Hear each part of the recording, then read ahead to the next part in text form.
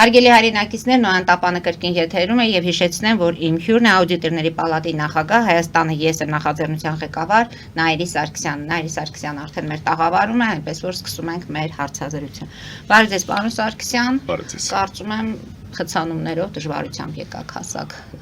մեզ մոտ, բայց երեք Նիկոլ Փաշինյանը վարչապետը հեծանիվով առաջարկում էր գնալ աշխատանքի եւ փողոցները բավականին բաց էին, այնպես որ խոչընդոտներ չկային, թեև վերջում ասեց, որ խցանումների մեջ ինքն էլ է ընկել։ Սրա մասին մենք հետո կխոսենք, թե ինչու է ձախողված նաեւ մեր այդ ոլորտը, բայց խոսենք, թե իրականում ինչ է տեղի ունենում մեր ներհայաստանյան իրականության մեջ։ Մի քանի օր առաջ երկու տարբեր մարզերում սպանությունները ցնցեցին հայությանը, նրանք Կոտայք եւ Արմավիր դաժան սպանություններ, երիտասարդների մասնակցությամբ, երիտասարդների մահեր եւ երեք էլ արդեն Արագածոտնի մարզը դարձավ մեր բոլորի կիզակետում։ Թիրախավորվել է կաթողիկոսի եղբոր որդին։ Իհարկե մենք խոսենք 13 հոգեվորականների փաստորեն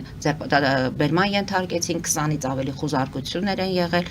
Ինչ է նշանակում սա մեկ մարդու գործ է, մեկ մարդու դեմ, թե սա իրոք հայ եկեղեցու դեմ է իրականացում այս ամենը։ Խորին համոզմունք ունեմ, որ սա հայ եկեղեցու դեմ իրականացվում։ Տեսեք, որպեսզի ավելի պարզ լինի եւ հարցերի տեղիք չտրվի, ցանկացած մարդու դեմ ուղղված գործողություն եւ ցանկացած դրական կամ արտահայտում, այսինքն դրական ելքով գործի հանգուցալուծում ենթադրում է մարդու դեմ ուղղված ոչ հանրային գործողություններ։ Օրինակ, եկեք գնանք ընտանեկան կամ ընկերական միջավայր, միկրոմակարդակ եւ փորձենք հասկանանք ինչ է կատարվում։ Եթե մեր ընկերը, մեր բարեկամը սխալ է թույլ տվել, բնականաբար մենք բարեկամական մոտեցումով թեկուզ կշտամբում ենք, թեկուզ պատժիչ գործողություններ ենք կատարում, այդ թվում զավակների հանդեպ։ Կամ միջնորդներ են գտնում, եթե մենք չենք կարողանում։ Հոգեբաններ են գտնում եւ այլն եւ փորձում ենք ներազդենք եւ ստանանք դրական ելքով արդյունք։ Եթե մենք միանգամից պատկերացրեք օրինակ զավակը ինչ որ չարություն է իրականացել, բոլոր բարեկամներին հավաքում ենք, ասում ենք, տեսեք ինչ վատ զավակ ունենք մենք եւ այլն, սրան պատժել է պետք, ապտակել է պետք, սա անկարելի է, չէ՞։ Հայկական ո՞ր մի ընտանիքում է դա տեղի ունենում։ Հիմա եթե մենք գալիս ենք մակրոմակարդակ, ամբողջ երկիրը մեկ միասնական մի մեծ ընտանիք է։ Մի բուռ ազգ ենք, մի փոքր ազգ ենք, չի կարելի այսպիսի բան կատարել։ Այսինքն ցանկացած իմաստուն կառավարիչ, իմաստուն ղեկավար այս բոլորը հաշվի առնում։ Ինչպես են կազմալուծում ինստիտուտները, նրա դերակատարներին առանձին հանրային կերպով պախարակելով։ Ինչպես կազմալուծեցին բանակը, եկեք հիշենք մենք։ Սկզբից հարձակում գնաց գեներալների, այնուհետև զինվորների, այն զինվորների, ովքեր որ իրենց կյանքը չեն խնայել Արցախյան պատերազմի ժամանակ, ու Հայաստանի իշխանությունը հայտարարեց 11-12 հազար դասալիքի մասին, միևնույն ժամանակ զուգահեռաբար Ադրբեջանի ղեկավարը հայտարարեց այդ նույն թվերի մասին։ Այսինքն բանակի հանդեպ սկսեց արդեն հասարակական տրամադրությունների անկումները, վստահության կորուստը եւ այլն։ Բանակը փաստացի կազմալուծեց։ Եվ այժմ հայտարարում են բյուջետային հատկացումների կրճատման մասին, մեզ բանակ պետք չի, մենք խաղաղության օրակարգով ենք շարժում եւ այլն եւ այլն։ Հիմա եկեք զուգահեռ անցկացնենք եկեղեցու դեմ, որpիսի եկեղեցուն կարողանան պախարակեն, բնականաբար պետք է նրա առանձին սրբազանների, քահանաների, կաթողիկոսի առանձին պախարակենք։ Մի կողմ դնենք անձերին։ Ես չգիտեմ այդ անձերի այսպես վրա հարձակումները կամ մեղադրանքները պատճառաբանված են թե ոչ, իրական են թե ոչ, իրավական հիմքեր ունեն թե ոչ։ Սրանք դնենք մի կողմ։ Եթե նույնիսկ դա այդպես է, ավելին ասեմ, եթե նույնիսկ հայտարարվածից կրկնակի ավելի վատն է, սա անկարելի երևույթ է եւ սա միանշանակ անձերի դեմ հարձակում չէ, սա ինստիտուտի դեմ հարձակում է, որովհետեւ հայ առաքելական Սուրբ եկեղեցին վերջին կառույցն է մնացել, որ հայկական է, համայն հայությանն է եւ ոչ թե ներպետական է ու ենթարկվող է, այսինքն աշխարհասփյուր հայության միավորող տունն է, Աստծո տունն է եւ Աստծո հետ մեր հաղորդակցման վայրն է։ Պարոն Սարգսյան, կհիշեք, որ Միքայել arczepiskopos-ին երբ բերման էին ենթարկում, այնտեղ կային մարդիկ, որոնք կանգնեցին, պաշտպանեցին, մի քանի ժամ տևեց այդ գործընթացը, բայց երեք կարծես թե Արագածոտնի մարզում չկար նման շարժ։ Ինչի մասին է սա խոսում, որտեղ թվում է թե սա եկեղեցու մասին է, մենք հենց հիմա այստեղ չպետք է լինենք, մենք պետք է լինենք փողոցներում, ես կոչ չեմ անում ինչ որ գործողությունների, բայց համայն հայության սրբավայրն է, համայն հայության խիղճն է, ամեն ինչն է, եւ սա կատարվում է ամբողջ աշխարհի աչքի առջև եւ մենք գիտենք թե դրանից ինչպես է ոգևորվում ճշտամին, հատկապես որ երեք որ Փաշազադեի հայտարարությունների հետ էին փորձում սա կապել։ Ինչու է ժողովուրդը թույլ տալիս այս ամենը, թույլ ենք տալիս։ Հնարավորություն ենք տալիս, մենք չենք բոյկոտում, մենք չենք բողոքում։ Տեսեք, Նշանակում է այստեղ անելիք ունի նաև եկեղեցին, հոգևոր դասը ուներ անելիք։ միանշանակ հոգևոր դասը ունի անելիք, հոգևոր դասը, որ չդանդաղեր այսպիսի իրավիճակ չենք ունենա, Դանդաղելը ինչպես ենք հոտի հետ իրենք ավելի մտերիմ չէին, աղանդների հետ, աղանդներն էլ այստեղ կարծում եմ։ Գիտեք, ցուցիչ է, եկեղեցին եթե լիներ հոտի հետ այդքան կապված եւ այդքան մտերիմ, ապա աղանդների քանակը այսքան չէր շատան։ Չէր կարող ուղղակի զուգահեռ երկու իրականություն ստեղծվեր եւ փաստացի աղանդներ ունենային շատ ավելի այդ թվում քաղաքացիական, հասարակական ու քաղաքական դերակատարում, քան հայ-առաքելական Սուրբ եկեղեցին։ Եվ աջակցություն, եթե իրենց ներսում ինչ որ մի բան լինի, նրանք ամբողջ բոլորով ոտքի։ Եկեղեցում էլ այսպես երևացող է այդ աջակցությունը։ Այո, կլինեն հուդաներ, կլինեն բնականաբար բացասական որակի մարդիկ, չեմ ցանկանում հոգևորականի հետ բացասական բառը կապեմ, փոխկապակցեմ, բայց կարող են լինել, եկեք չբացառենք ոչ մի պարագայում։ Ընդ որում այստեղ հոգևորականի անուն նշվեց, որ իրենից է սկսվել այս ամբողջ գործը։ Դե անամոթություն էր դա, իհարկե եկեղեցու այդպիսի մարդիկ չպետք է գործ ունենան։ Այնուամենայնիվ նորից անձերի վրա չկենտրոնանալով, ես կարծում եմ Միքայել Աջապահյանի պարագան լրիվ այլ էր, Արագածոտնի Սրբազանինը լրիվ այլ է, որովհետև այնտեղ Նիկոլ Փաշինյանը փորձեց իր հարձակումները ի սկզբանե հանրայնացնել։ Այստեղ տեսեք, շատ ավելի զգուշ իրավապահ համակարգը աշխատեց ու շատ ավելի գաղտնի, այսինքն բուն գործողությունը գաղտնի կատարեց, մինչև հասարակությունը տեղեկացվեց արդեն ուշ էր Սրբազանը ձերբակալված էր։ Դրա համար, եթե ի սկզբանե կոչը լիներ, այնպես ինչպես եղավ Գյումրիում, Մայրաթոռում, որ մարդիկ հավաքվեցին եւ գնացին եկեղեցին պաշտպանելու, նույնը հաստատ վստահ եմ ականատես կլինեինք այստեղ։ Բայց քանի որ ծածուկ գաղթագողի գաղտնի կերպով նրանք կատարեցին գործողություն, դրանից հետո հայտարարեցին, այլևս շիվարած էր ժողովուրդը եւ ուր գնար դատարանների բակ, այո գնում են, այո աջակցություն են հայտնում, հանրային խոսք են ասում եւ այլն, բայց նկատի ունեմ արդեն այդ գործողությունները ուշացած էին։ Ուշացած էր։ Հիմա էլ է ուշացած։ Որովհետեւ արդեն Սրբազան ձերբակալված էր։ Ոչ, հիմա ուշացած չէ։ Հիմա շատ մենք հայտարարել ենք, ես տեսել եմ շատ այլ ուժեր հայտարարել են, որ վեհապար հայրապետի կոչին ենք հետևում գործողություններ կատարելու համար, որովհետև սա այն հարցն է, որ այսպես վեհապար հայրապետը պետք է առաջնորդի այս իրականությունը։ Տեսեք, կաթողիկոսի քրոջ որդին պատրաստ է հալածանքների եւ սпасել է այս հարձակմանը փաստորեն երեք փաստաբան Զորաբյանը այդ մասին հայտարարեց։ Այսինքն իրենք իմացել են, որ իրենց ետևից գալու են կանխարգելիք ինչ որ գործողություններ հնարավոր չէր անել։ Գիտեք, եկեղեցին կանխարգելիչ գործողություն պետք է անի հոտի հետ ճիշտ աշխատելով, կոչեր հնչեցնելով, նախապատրաստվելով, որպեսզի իրենց իրավունքները պաշտպանեն։ Ես հիշում եմ Մայրաթոռից Միքայել arczepiskopos Աջապահյանի ձերբակալությունը չեն կարողանում։ Իրապես ուժային կառույցների ներկայացուցիչները չէին կարողանում գործողություն կատարել։ Նրանց աչքերի մեջ որ նայում է իր կար հավատ եւ կարամոթի զգացում, գլուխները նույնիսկ չէին կարողանում բարձրացնել եւ այլն։ Փողոցում հանդիպած իրավապահ համակարգի ներկայացուցիչը եւ եկեղեցի մուտք գործած Սրբազանին ձերբակալման հրաման ստացող ոստիկանի աչքերը նույն մարդու աչքերը տարբեր էին, ամբողջությամբ տարբեր էին։ Եվ հասարակությունը այո, հոտը չթողեց որ Սրբազանին ձերբակալեն, այնուհետև Սրբազանը իր ոտքով գնաց հանձնվելու։ Նույնը կարող էր այստեղ տեղի ունենալ։ Եվ միգուցե գիտեք եկեղեցին շատ ավելի իմաստուն է գտնում, քան որ մենք այդքան էմոցիոնալ արտահայտվում ենք, այո, դուրս գանք, պահպանենք եւ այլն, իսկ միգուցե եկեղեցին էլ հետեւյալ կերպ է մտածում, որ հնազանդվել, ոչ թե հնազանդվել, այլ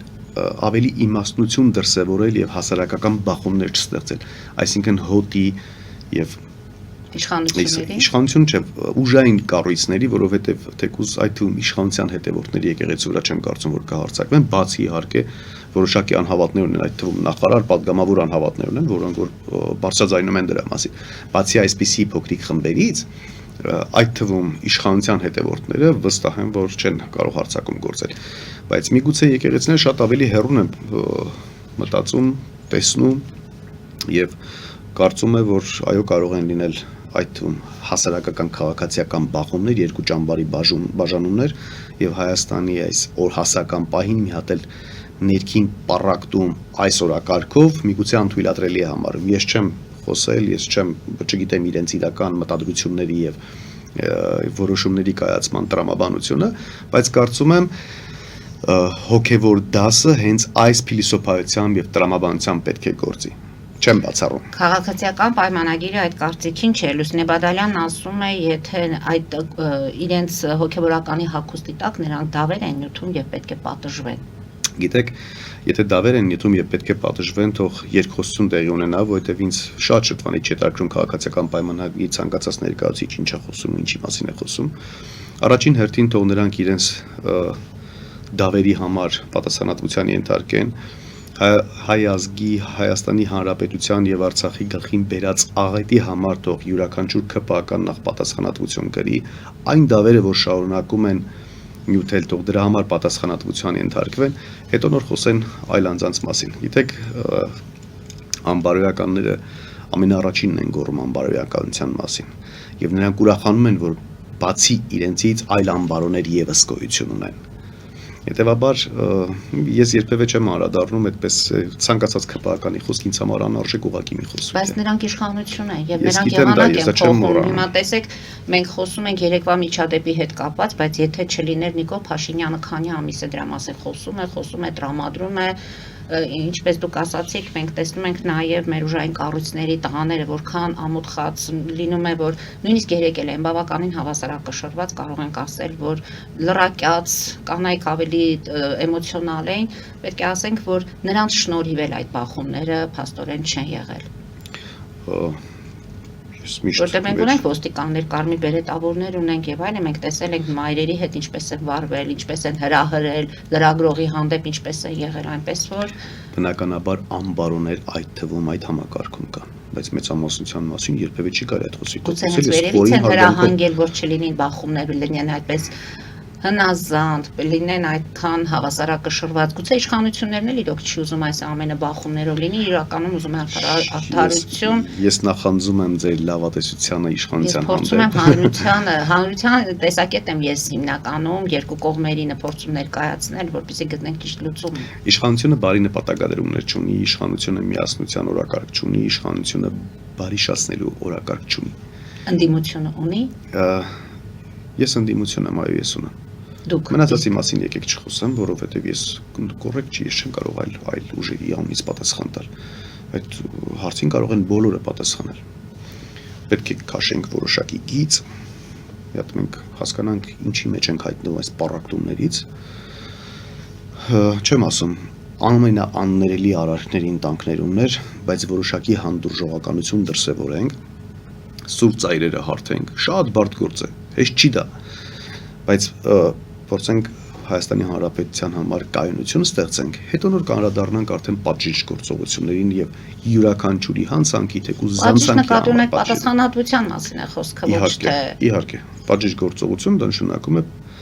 պատասխանատվության, օրենքով սահմանված պատասխանատվության կիրառում հանցագործի զանցանք կատարած անձի հանդեպ։ Փաշազադեի հայտարարությունների հետ կապ եք տեսնում։ Շատ ուղիղ եմ տեսնում այդ կապը, որովհետև երբ հայտարարությունը կատարում է հայ-ագրարական եկեղեցու ինչ որ արշավ սկսվում է։ Պարոն Սարգսյան, դուրս գանք կարճատև գովազդային դադարի, որից հետո շարունակենք մեր զրույցը։ Հարգելի հայրենակիցներ, հետևեք քիչ անց կվերադառնանք տաղավար եւ կշարունակենք։ Ֆելիչե ժամանակակից ատամնաբուժական կլինիկա։ Այստեղ հարմարավետությունն ու խնամքն առաջնային են։ Այստեղ կիրառվում են ատամնաբուժական ամենաժամանակակից տեխնոլոգիաներ, ճշգրիտ ախտորոշում, արդյունավետ բուժում, նուրբ փորձառություն եւ անհատական մոտեցում։ Սկսած սովորական մանրուքներից մինչև առաջադեմ ընթացակարգեր, այստեղ դուք գտնվում եք բարձր որակավորում ունեցող եւ փորձառու ատամնաբուժական մասնագետների ձեռքերում։ Մեր բարեկամական եւ հյուրընկալ անձնակազմն այստեղ է յուրաքանչյուր այցը հաճելի դարձնելու համար։ Ֆելիչե, ձեր առողջ եւ ամենաերջանիկ շպիտը սկսվում է այստեղից։ Եկեք եւ բացահայտեք նորարարության փորձագիտության եւ կարեկցանքի կատարյալ համադրությունը։ Երևան Shipping, սենսացիան ստեղ, հա։ Այո, ճիշտ եք եկել։ Սադրոցներ Երևան ուղարկելը $2.99 օթանավով։ Այո, Իսկ եթե դոլար ուղարկես, դոլար ստանան։ Այո, Իսկ որ տանեն տուն հասցնեն, էլի մի տոկոս, հա։ 2%։ Ասա ծրի է, էլի։ Ժողովուրդ սենսացիա, ծրի է։ Նորթ Հոլիվուդ Գլենդել։ Ջակփաթ հագուստի խանութը երկրորդ մասնաճյուղն է բացել Գլենդելի սրտում, որտեղ կարող եք ձեռք բերել եվրոպական եւ ամերիկյան ընտիր հագուստեղեն, կոշկեղեն, աքսեսուարներ, պայուսակներ ամենահարմար արժեքներով։ Նաև կարող եք ցանկացած ապրանք պատվիրել եւ ձեռք բերել կարճ ժամանակում։ Ջակփաթի Գլենդելի հասցեն է 1135 North Pacific Avenue, հեռախոս 818 813 2252։ Ջակփաթ հագուստի լավագույն կենտրոնը Գլենդելում։ 60-ից ավելի ճանաչված եվրոպական բրենդների ինքնատիպ, չկրկնվող եւ մատչելի ընտրանին Fortuna Home and Country House խանութ սրահում։ Նորաոճ սպասք եւ կահույք հորեկա բնագավառի համար, տեքստիլ տնտեսական ապրանքներ, ամեն ինչ գեղեցիկ կյանքի համար։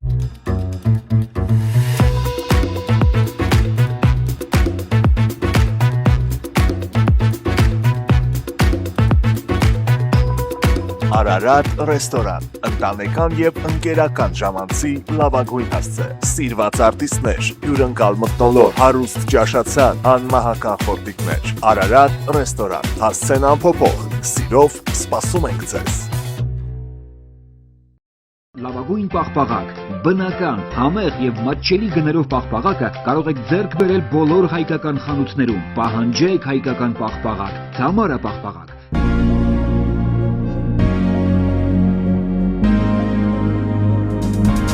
Տպագրեք ձեր գիրքը Նոյան տապան տպագրատանը, ինչպես նաև թերթեր, ամսագրեր, բուկլետներ եւ այլն։ Հասցեն քաղաք Երևան, Իսահակյան 28 առաջին հարկ։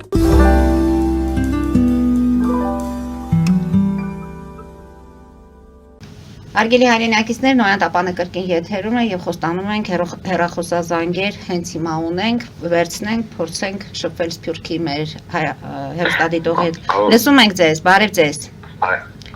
Բարև ձեզ։ Ես լսում եմ ձեր հյուրին եւ մի միտք ինձ հետաքրքրեց, որ ինքը ասում է պետք է կայունություն ստեղծել եւ նոր ինչ-որ հարցերի վերաբերյալ խոսել։ Այո, հիմա ասենք եկեղեցին անջատ է պետությունից, եկեղեցին իրավունք չունի պետական գործերին խառնվելու։ Փաշինյանը կարծում եմ այստեղ միտումնավոր ձևով է հարթակում գործում եկեղեցու վրա, ընդհանրապես մեր ամբողջ ազգային արժեքները հավասարացրել է զրոյի։ Հիմի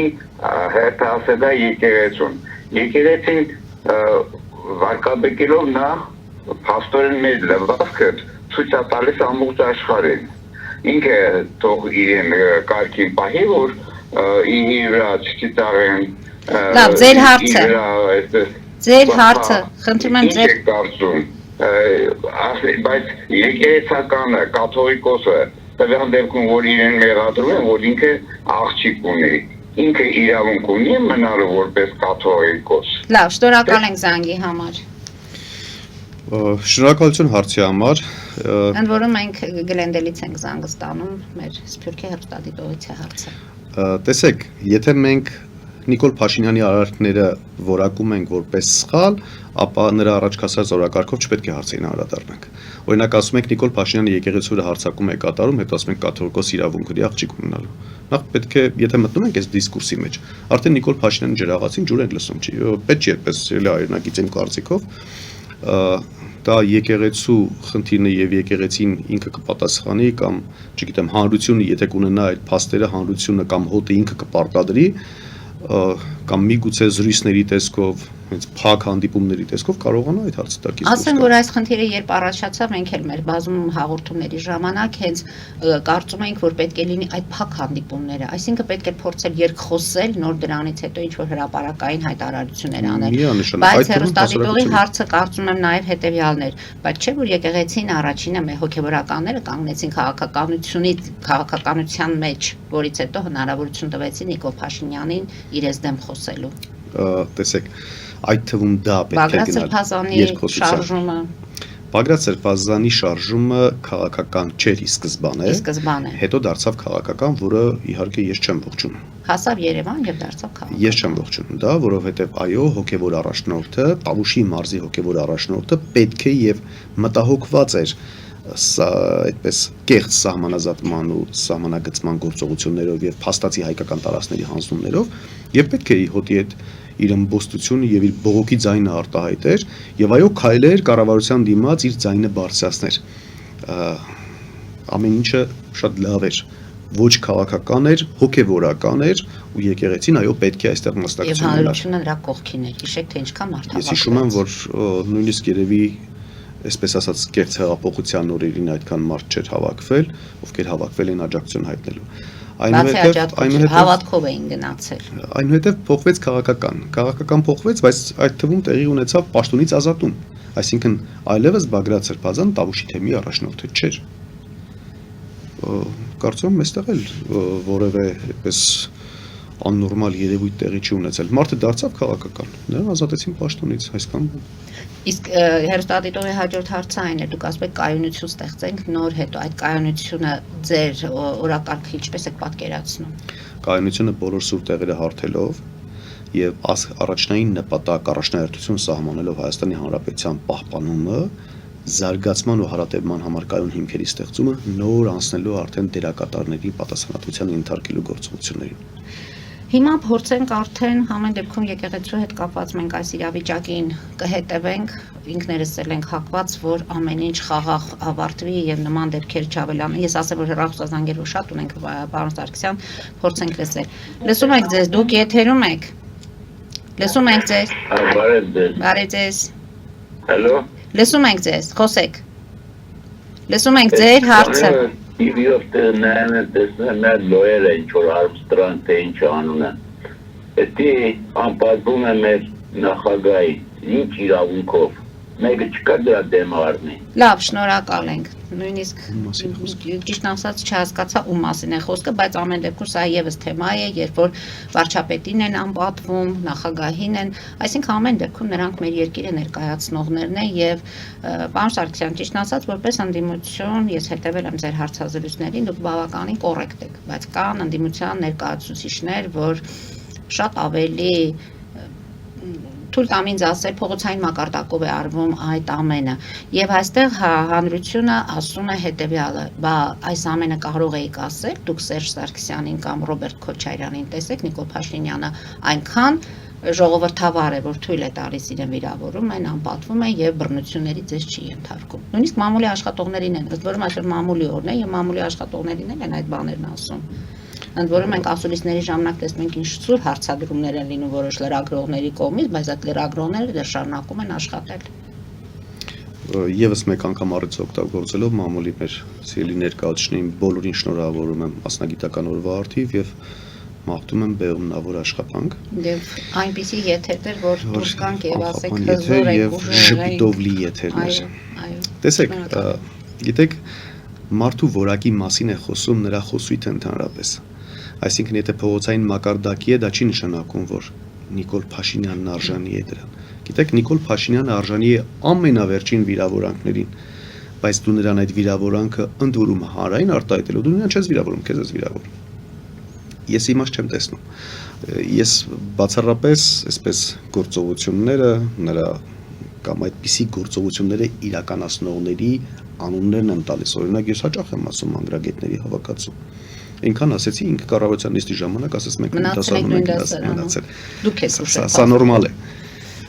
Փողոցային մակարդակը գիտեք դա էլ Նիկոլ Փաշինյանը բերեց եթեր։ Նիկոլ Փաշինյանի ժամանակահատվածում այսքան մինչև հատակ իջավ այս մակարդակը։ Սադրիչ են սադրեց մարդկանց որպեսզի այսպեսի խոսույթով խոսեն, հետո դա օգտագործի, որ սնվում այն դրանց օգտագործի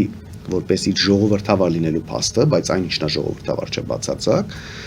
սադրում է որպեսզի տեղի ունենան հանրահավաքներ այնուհետև լուսաձայնային նռնակներ են նետում եւ ասում է դե դուք հեղափոխություն չարեցիք, ինքը սադրիչ է, դրա համար է այս գործողությունը։ Հիմա էլ ասում հեղափոխություն արեք, կարողանում եք արեք։ Սադրում է, այդ թվում խոսքի մակարդակում է սադրում։ Սադրում է, թե գիտի, որ այդտեղ չկա այն ուժը, որ այդ ամենը կազմակերպի եւ դրա համար հանգիստ ասում է։ Չէ, սադրում է, վստահաբար սադրում է։ Այո։ Շատ հեռախոսազանգեր ունենք, դուք այսօր առաջի անգամ եք մեր այս եթերում, բայց ասելիքներ ունեն հեռուստադիտողները։ Լսում ենք ձեզ։ Բարի երեկո, Մարի ջան։ Բարի ձեզ։ Ողջունում եմ ձեզ, պարոն Սարգսյան։ Բարի ձեզ։ Պարոն Սարգսյան, այս ամոթալի պայքարը ով սկսեց։ Եկեղեցին թե Փաշինյանը։ Մի քիչ առաջ դուք շեշտեցիք Սուրբ Եկեղեցի։ Եթե Սուրբ Եկեղեցի, արդյոք եկեղեցու ներկայացուցիչները սուրբ են։ Եթե զբաղվում են բիզնեսով, երեխա ունենալով,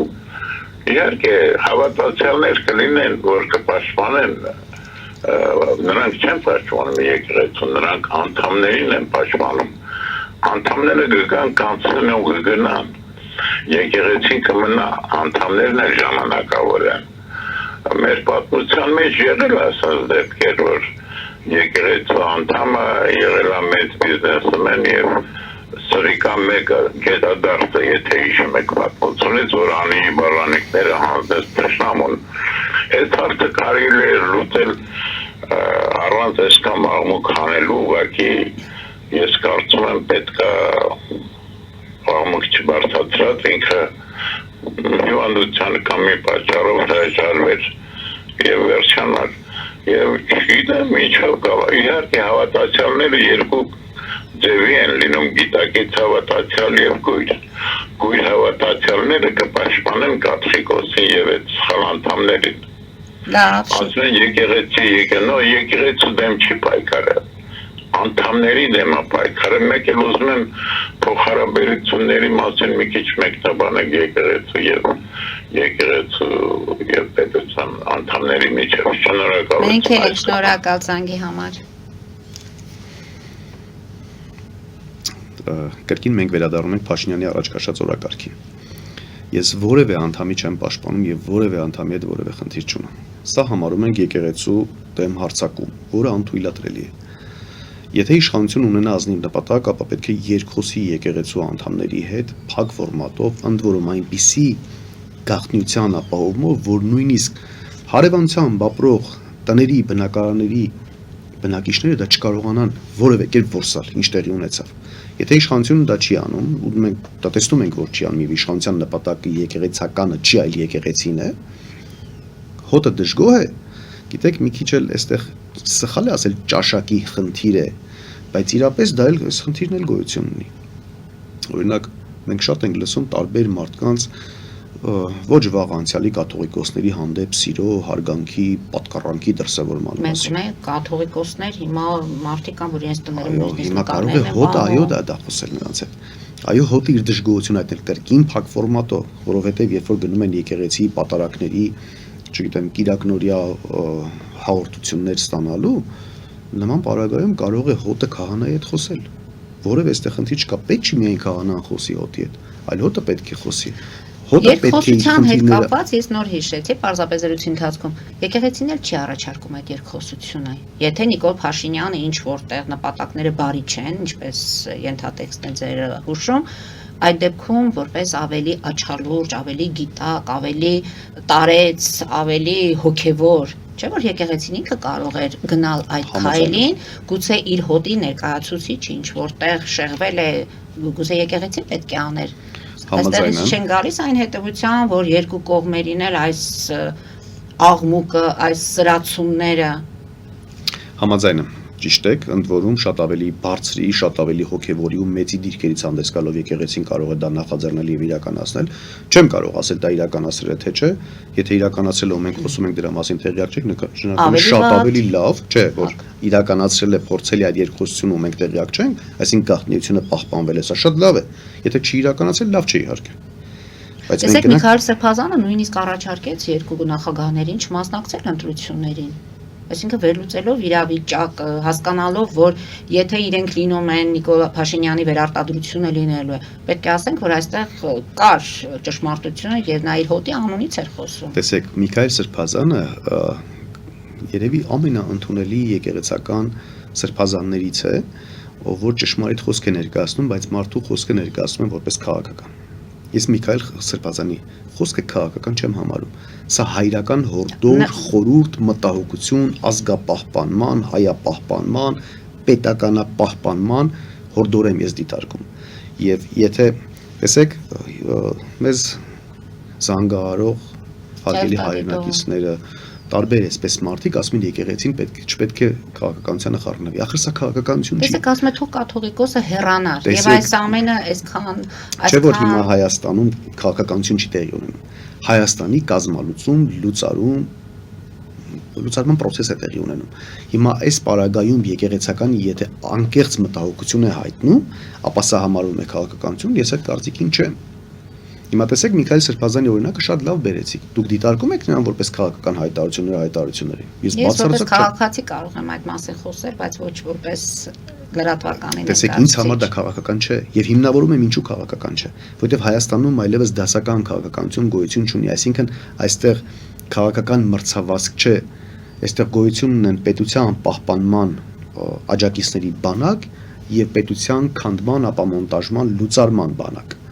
Հիմա տարբեր մնացած խաղացողները կարող են տարբեր լինել։ Մի մասը կարող է հարել իշխանական, այսպես կերակրատաշտակին մոտ գտնվելը եւ այնտեղից որոշակի օգուտներ քաղել դիվիդենտներ ստանալը։ Բիզնեսների հարստադիտողն ասում է արդյոք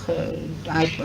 բիզնեսներ ունենալը գումարների հետ գործարք անելը։ Տեսեք, չպետք է մտնենք մենք դրա տակ։ Սա չպետք է դառնա եթերային խոսույթ։ Եթե կային այդպիսիք, մենք որպես հոտի անդամներ, այո, պետք է գնանք եւ մեր բոյկոտ արտահայտենք։ Եթե դուք գաք իշխանության, ինչպես եք պատկերացնում, ինչպես է լինելու բացառապես փակ երկխոսության, բացառապես փակ երկխոսություն։ Եվ կարող է դա լինել օբյեկտիվ առանց հանրային ճնշումների։ Այո, կարող է։ Իսկ ինչով է ստահ լինի հանրությունը, որ դուք արդար եք։ Ես իմ կյանքի ընթացքում չեմ ունեցել որևէ խոսակցություն, երկխոսություն, թե բազմաթիվ անձանց հետ տարբեր լայնաֆորմատ խոսակցություններ, որտեղ փաստարկված հիմնավորված խոսքը վերջնական արդյունքը չի արձանագրել։ Միայն այս տրամաբանությամբ եմ ես ապրել, աշխատել գիտության մեջ, մանկավարժության մեջ, բիզնեսի մեջ, մասնագիտական աշխատանքում, հասարակական աշխատանքում, բոլոր տեղերը, այս նույն բանաձևն եմ ես կիրառել, բոլոր տեղերը մշտապես հաջողել եմ։ Պարոն Սարգսյան, Նիկոլ Փաշինյանին ժողովուրդը ընկալեց, ընդունեց որպես ընդդիմադիր պատգամավոր Փաշինյան իր գաղափարներով եւ վստահ էր, որ փոփոխությունները լինելու են հեղափոխությունից հետո։ Տեսեք, երբեմն լինում է ընդդիմադիր Նիկոլ Փաշինյան, երբ խոսույթը լսում ես, տեսնում ես, ասում ես, այն Նիկոլ Փաշինյանն է, որ այստեղ կա ինչ որ արտաքին գործոններ, ճնշումներ, որ մարդը չի կարողանում իր պատկերացրած կամ իր սեփական ծրագրեր իրականություն դարձնել, կա նման բան։ Վստահաբար ոչ։ Գիտեք, երբ որ Նիկոլ Փաշինյանը ընտրվեց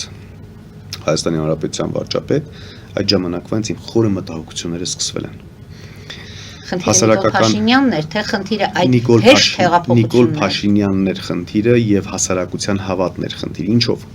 Տեսեք, նախորդ իշխանություններին հայ հասարակությունը իր ընտրած իշխանությունը չի համարել։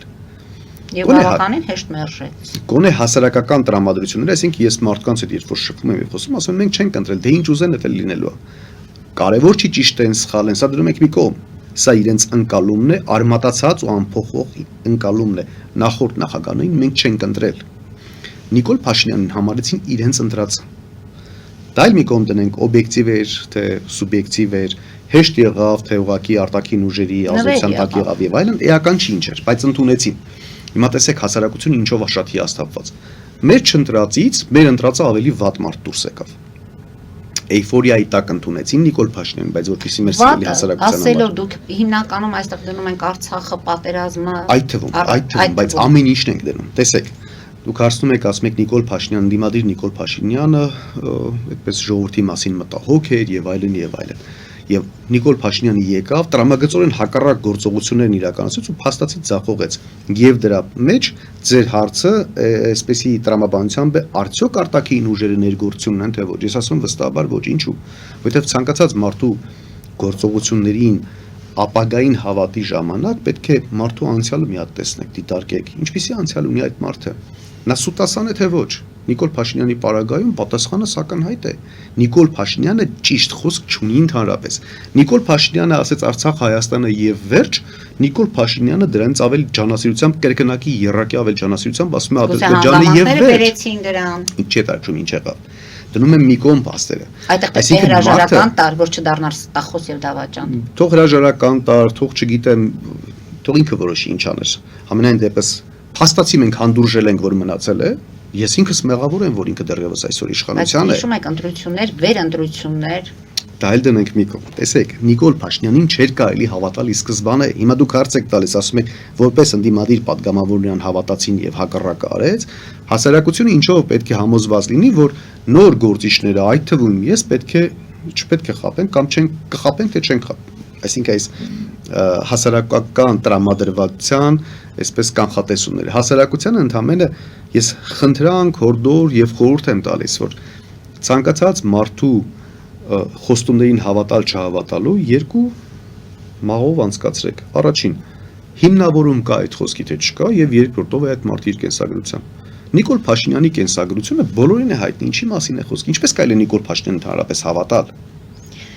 Կփորձենք ամեն դեպքում ժամանակը դեռ ցույց կտա ում պետք է հավատալ կամ ում կարելի է հավատալ, պետք է ես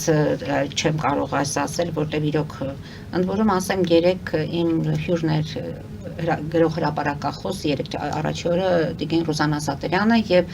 երբ որոշակի ձևով փորձեց Նիկոլ Փաշինյանի թեկուզ այս դիվանագիտական գործընթացների հետ կապված մի փոքր ասել, որ լավ է, որ ստացվում է Հայաստանը ներկայանելի լինում, մեր հեռուստադիտողներից մեկը շատ զարմացավ եւ ասեց դրա լավը որն է, այսինքն սրանից հետո էլ ինչ որ լավ բան թեկուզ արվի, ամեն դեպքում ժողովուրդը չի ընդունելու, որ դա լավ արված է։ Մենք հեռուստադիտողի զանգը լսենք, որից հետո շարունակենք։ Լսում ենք ձեզ, դուք եթերում եք։ Լսում ենք ձեզ։ Այո, բարև ձեզ, Պետրոսյան, բարև ձեզ, պարոն Սարգսյան, ողջունում ձեզ հրավեր Գլենդելից, այդ հեռուստադիտողի Միքայելոց ես էի, երբ որ առաջվա զանգով, ուրախ եմ ձեզ տեսնել տապանի եթերում։ Տեսեք, նախ հարցից առաջ մի բան ասեմ, ես Միացյալ Նահանգների քաղաքացի եմ, ես հարցը դիգերս մասին կլինի, ես չեմ ընդունում այդ աղանդավոր կամ աղանդ եզրույթը, ոչ էլ քաղաքի կառավարության աշխարհն է ընդունում, դրանք կրոնական կազմակերպություններն են, նրանք ձեր հայրենակիցներն են, ձեր քույրերի եղբայրները եւ պաշտպանված են նաեւ ձեր համանալությամբ եւ սա կարեւոր է հարցից բարձ կլինի, որտեղ եթե նրանց իրավունքները մենք չենք հարգում, չենք կարող պահանջել, որ հարգվեն եկեղեցու իրավունքները, բայց հարցս այլ բանի մասնի եկեղեցու հետ կապված։ Այո, ակնհայտ շատերիս համար իշխանությունը ճնշում է գործադրում եկեղեցու նկատմամբ։ Սա ինչու հարցից մեզ կա լուծման հուշում եւ հնարավոր խնդիրներ։ Ինչու այդ դեպքում ակնհայտորեն այդ գործողությունները խախտում են արևմտյան արժեքները, միջազգային արժեքները, եվրոպական արժեքները, եկեղեցու այդ անջատողությունը, ինչու ձեր նման ջատագովները, գործիչները չեն դիմում եվրոպական կառույցներին, բազմաթիվ կառույցներ կան, որպեսզի ճնշում գործադրվի իշխանությունների վրա, որպեսզի իշխանությունները շփոթեն եկեղեցու իրավունքը։ Հնարավոր է, որ խնդրեմը այստեղ այն է, որ նրանք, ովքեր պաշտպանում են եկեղեցուն, անվստահություն ունեն Արևմուտքի, Եվրոպայի, այդ եվրոպական արժեքների նկատմամբ շատերին ես լսում, նրանք ավելի շատ Ռուսաստանի կողմն են, քան թե Եվրոպայի։ Հնարավոր է սա է արգելքը եւ հնարավոր է, որ սա խնդրեմ է, որպեսզի եկեղեցու դեմ այդ ուժը գործադրվի։ Շնորհակալություն։ Ներողություն, պետության դեմ այդ ուժը գործադրվի։ Շնորհակալություն։ Մենք էլ ենք շնորհակալ զանգի համար։ Շնորհակալություն, գանք երևի առաջին հարցից, իհարկե որևէ մեկին չենք վիրավել կրոնական կազմակերպություններին, եթե այդպիսի ընկալում է ունեցել, ապա ներողություն եմ խնդրում բոլորից, որովհետև կրոնական կազմակերպություններին դա նրանց իրավունքն է, ընկալումն է եւ այլն։ Աղանդավոր ասվածը միայն պետք չի վերագրել կրոնական կազմակերպություններին, որովհետև ես շատ հաճախ եմ այդ թվում նիկոլիզմը ամենառաջին աղանդը դիտարկում։ Հենց այսպես էլ ես ձևակերպում եմ նիկոլիզմ աղանդ։ Եվ եթե խոսքիս մեջ աղանդը ընկալելի է եղել կրոնական կազմակերպություններին, ապա ամենայն հարգանքով բոլորի հանդեպ դա նրանց ընտրությունն է եւ թող ներողամիտ լինեն բոլորը։ Ինչ վերաբերվում է եվրոպական կառույցներ դիմելուն, գիտեք, եկեղեցին ունի իրավաբանական խորհուրդ, ունի պաշտպաններ, փաստաբաններ, բավականին փորձառու, բավականին գրագետ եւ գործողությունը զուտ իրավական process է, այսինքն իրավագիտության մեջ գոյություն ունի իրավունքների պաշտպանության Հայաստանի Հանրապետությունում երաստիճան համակարգ, այսինքն իրավունքի խախտման պարագայում առաջին ատյանի դատարան, վերաքննիչ, այնուհետև վճռաբեկ, բոլոր այսպես 3 հարթակները սպառելուց հետո այո մարդու իրավունքների եվրոպական դատարան եւ այլն։ Հետևաբար մեր հարգարժան հյուրերին ի պատասխան ասեմ, որ փաստաբանների հանդեպ ես անձամբ ունեմ վստահություն, որովհետև նրանք իրենց մասնագիտական գործունեության մեջ միշտ աչքի են ընկել այսպես պրոֆեսիոնալիզմով Հետևաբար քաղաքական կամ հասարակական ուժերը այստեղ չեն կարող դիմել եվրոպական կառույցներին, այսինքն երբ որ հերթը կգա կհասնի, ապա անպայման վստահ են փաստաբանները գործողությունները կիրականացնեն։ Ինչ վերաբերում է գործողության քաղաքական ձևով հարցի լուծմանը, ապա ես բազմիցս հայտարարել եմ, որ եկեղեցին ինքը պետք է կոչ անի, որ մենք գնանք։ Եկեղեցու հանդեպ,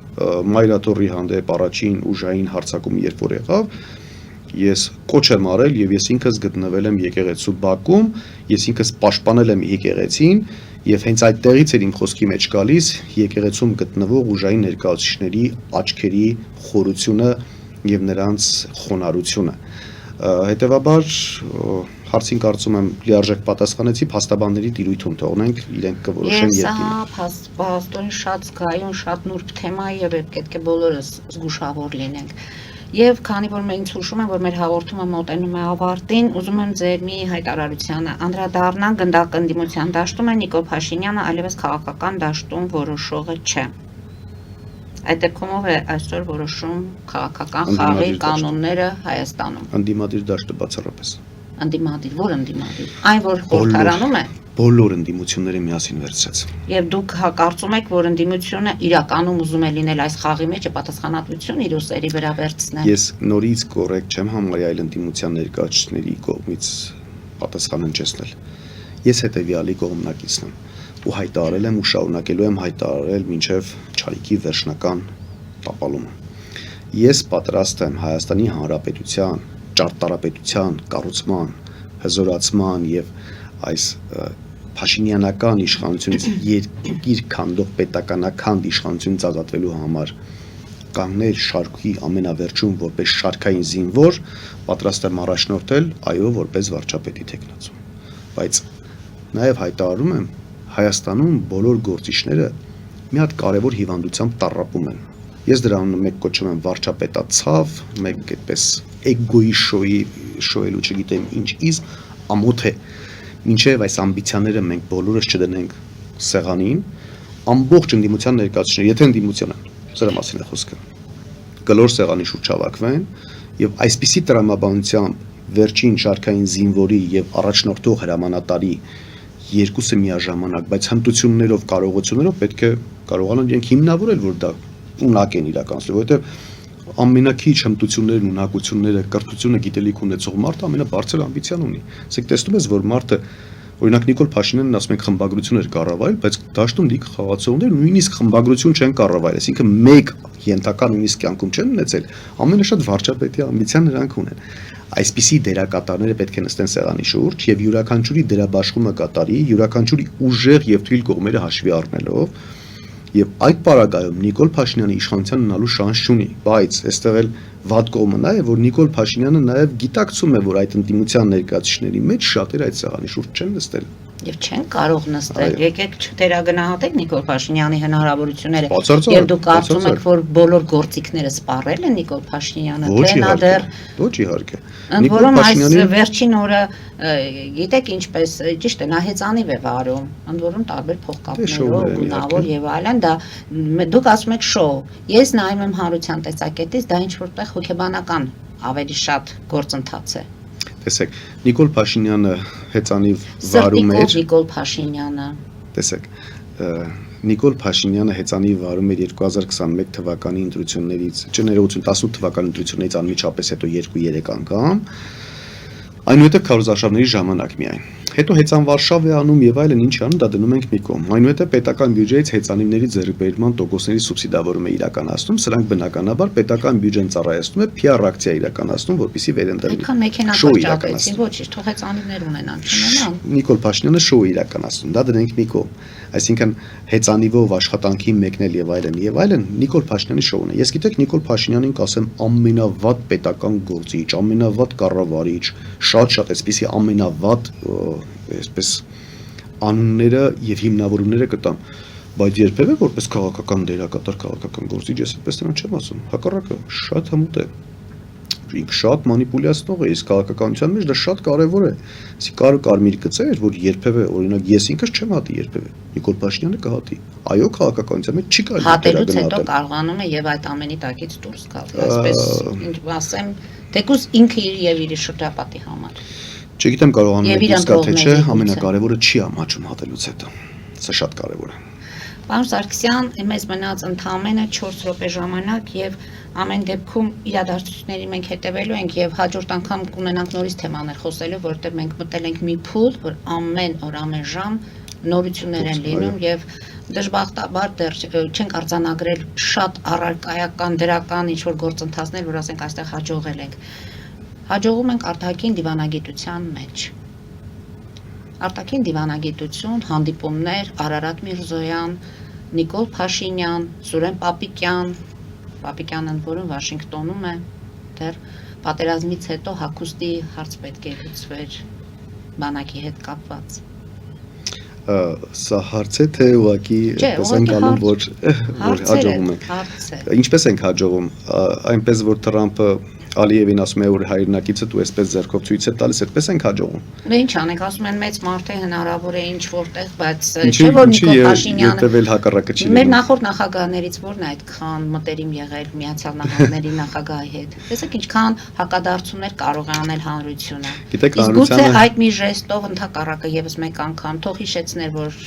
չէ որ այդ հանրությանը ընդամենը պետք է անընդհատ ճշգրիտ ինֆորմացիա տրամադրել։ Գիտեք, այստեղ ճշմարիտը միշտ պարտվում է, միշտ, որովհետև դուրս է գալիս մի գործիչ, հետո հայտարարում է, որ Թրամփի WhatsApp-ի համարը Փաշինյանը ունի։ Աննորմալ մի բան, հայտարարություն է սա ուղղակի, որ քաղաքական այսպիսի խոսույթ գոյություն, սա ամոթ է։ Տգիտության Կամ եթե ինտերնետ չլինի, այդ դեպքում ինչպես է զանգելու։ Կամ Թրամփի հետ Նիկոլ Փաշինյանը նկար ունի, Թրամփի ստորագրությունով այդ նկարը նրա կաբինետում, սա ամոթ է ուղղակի։ Նիկոլ Փաշինյանը որևէ արտաքին քաղաքական որ Էրդողանի հետ նկարվում էր Էրդողանի գիրքը իր ձեռքին։ Հայտարարություն էր, ոչ թե ամոթ էր։ Սա գիտեք գնահատական չտամ, որովհետև այլևս ես չեմ ցանկանում այդ մարդկանց մասին խոսեմ, որովհետև ցանկացած նրանց գործողություն հայտարարություն է յուրաքանչյուր հայի համար։ Նիկոլ Փաշինյանի գոյությունը Հայաստանի Հանրապետության վարչապետի պաշտոնում յուրաքանչյուր հայի ամոթն է։